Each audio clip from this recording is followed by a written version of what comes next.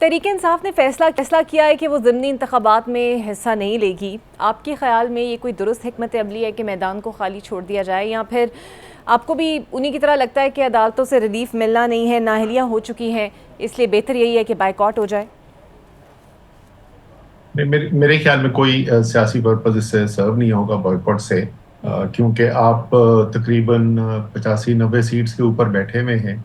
तो इस सीट में क्या फर्क है, अनलेस आपकी वजह यह है कि धांधली इस लेवल के ऊपर हो रही है कि आपका हिस्सा लेने से जो इलेक्शन जो है उसकी एक अहमियत बन जाती है और उसमें एक वजन आ जाता है, और आप बॉयकॉट करेंगे तो उसमें नहीं होगा। उसके अलावा लेकिन मजमूई तौर पे अगर कमरे में मैं बैठा होता और मेरा वोट होता तो मैं ये कहता कि बॉयकॉट ना करें। कोई कभी भी सियासी मैदान खाली नहीं छोड़ना।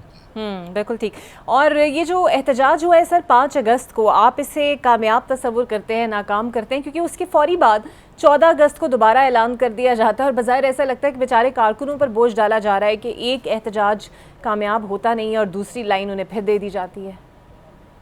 कामयाब की मैं अगर आप मुझसे पूछेंगे तो मेरे ख्याल में सियासी तौर पे बिल्कुल कामयाब था। हालांकि आपको कोई खैबर पख्तूनख्वा के बाहर नंबर कोई बहुत बड़े आपको तादाद नहीं नजर आई होगी, लेकिन मैं कामयाब इसलिए कह रहा हूं कि अगर उससे पहले हुकूमत जो है वो इतनी डर जाए कि वर्कर्स के घरों पे छापे पड़ने शुरू हो जाएं, गिरफ्तारियां शुरू हो जाएं, 5 अगस्त के दिन जो है ख्वातीन बच्चे तक गिरफ्तार कर लिए जाएं, तो अगर इतनी दहशत पैदा हो जाती है तो मेरे ख्याल में तो सियासी तौर पे आपने कामयाब कर दिया उनको। तहरीक इंसाफ को लोग निकालने की जरूरत ही नहीं पड़ी।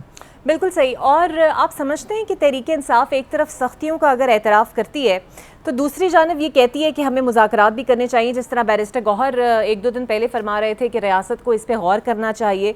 सख्त बयानात भी आ जाते हैं लेकिन फिर चाहते हैं कि कहीं ना कहीं से बातचीत भी हो। जी, देखें, इसके पे पहले भी कई दफा बात हो चुकी है। जब जंग चल रही होती है तो ये नहीं होता कि पहले जंग बंद हो जाएगी और उसके बाद मुज़ाकरात होंगे। कुछ मुज़ाकरात होते हैं जिसके बाद सीज फायर किया जाता है और जंगबंदी की जाती है। जिस तरह अभी देखें ना, आज की अगर आप खबर देखें, आलमी खबर देखें, तो डोनाल्ड ट्रंप की और व्लादिमीर पुतिन की मुलाकात होने जा रही है। अब वहां रशिया और यूक्रेन की जंग तो नहीं खत्म हुई है, तो इसलिए क्योंकि तहरीक इंसाफ के लीडर्स भी, तहरीक इंसाफ के चेयरमैन भी, तहरीक इंसाफ के वर्कर्स जो हैं वो जेलों के अंदर हैं, तो वो हुकूमत की तरफ से पूरा दबाव जारी है। तो अगर तहरीक इंसाफ भी साथ साथ जो है वो एहतजाज की भी कॉल देती है, लेकिन साथ ही कहती है कि हम बात करने को तैयार हैं, तो मेरे ख्याल में तो इसमें कोई गलत बात नहीं। सर लेकिन आपको बज़ाहिर महसूस होता है कि पीटीआई की जो मौजूदा क़यादत है उसी के पास कहीं हिकमत अमली मौजूद नहीं है और ख़ुद असम्बलियों से बाहर हो गई है, बानी जेल के अंदर मौजूद हैं, तहरीक कुछ वाइब्रेंट किस्म की हमें नज़र नहीं आती?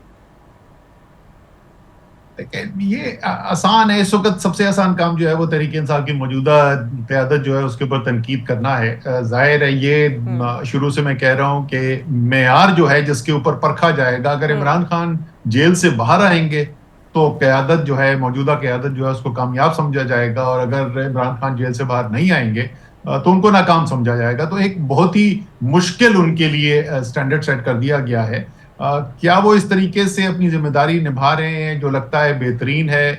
नहीं, हमेशा बेहतरी की गुंजाइश होती है, लेकिन मेरे ख्याल में शायद जितनी तनकीद की जाती है उनके ऊपर वो भी शायद उनके हिस्से से ज्यादा है वो तनकीद। अच्छा सर, इससे पहले कि मैं आपसे एक और सवाल पूछूं, मैं चाहती हूं कि असद कैसर साहब कुछ फरमा रहे थे, पहले आप ये सुन लीजिए। ठीक, तो सर आप भी ये समझते हैं कि हुकूमत नहीं लेनी चाहिए थी 2018 में, क्योंकि आप खुद हुकूमत का हिस्सा थे? मेरे ख्याल में तहरीक इंसाफ के जो बहुत अच्छे सियासी वर्कर्स हैं उनमें मैं शामिल करता हूं इनको, और उमूमी तौर पे बहुत अच्छी हिकमत की बात करते हैं, लेकिन इस बात से मैं उनकी इत्तेफाक नहीं करता। और मैं बता दूं, देखिए, बुनियादी तौर पे जो बात करें बिल्कुल दुरुस्त कर रहे हैं। पाकिस्तान का मुस्तकबिल होगा ही उस वक्त ठीक जिस वक्त पाकिस्तान के अवाम को ये फैसला करने का इख्तियार दिया जाएगा कि किसने पाकिस्तान के अंदर हुकूमत करनी है। जिसको पाकिस्तान के अवाम मुंतखब करें, जिसको वो वोट डालें, उसी को इख्तियार मिलेगा तो पाकिस्तान आगे चलेगा। इस बात से तो मैं मुकम्मल तौर पे इत्तेफाक करता हूं। लेकिन 2018 को ये कहना कि जिनको वोट डाला गया था वो वोट जो है वो लोग नहीं इक़्तिदार में है, ये बिल्कुल दुरुस्त बात नहीं है। शायद वो इस बात की तरफ इशारा कर रहे हैं कि उसमें भी कोई शक नहीं है कि उस वक्त की इस्टेब्लिशमेंट जो थी उसका झुकाव जो है वो तहरीक इंसाफ की तरफ था और उनकी एक सपोर्ट शामिल थी। वो उस बात को अगर ये कह रहे हैं कि उस सपोर्ट को नहीं लेना चाहिए था, तो यहां तक बात मानी जा सकती है। बिल्कुल, आपको बिल्कुल अपने पैरों पे खड़ा होना चाहिए और इस्टेब्लिशमेंट की मदद नहीं लेनी चाहिए। लेकिन जो उन्होंने पहला जुमला बोला और आगे जो बात की वो जुड़ती नहीं है, क्योंकि वोट जो है वो इमरान खान को ही पड़ा था उस इलेक्शन में। बिल्कुल ठीक।